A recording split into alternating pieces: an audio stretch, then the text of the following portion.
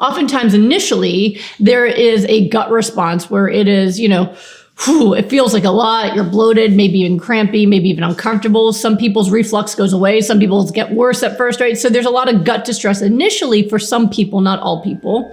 And then it adjusts.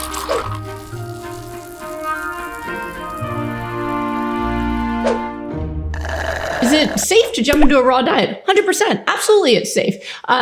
In fact, it's optimal. Now, if you jump in versus, kind of introducing hypernourishment and tapering, you're going to have more gut issues.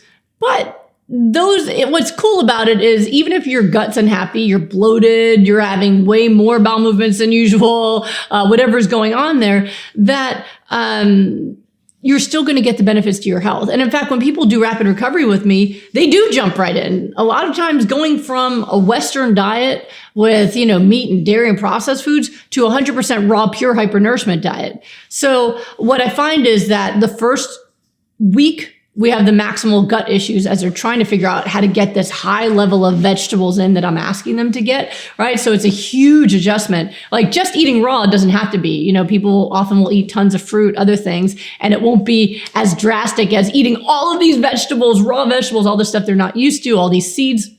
So oftentimes initially there is a gut response where it is, it feels like a lot, you're bloated, maybe even crampy, maybe even uncomfortable. Some people's reflux goes away. Some people's get worse at first, right? So there's a lot of gut distress initially for some people, not all people. And then it adjusts. So the hardest part initially is the gut.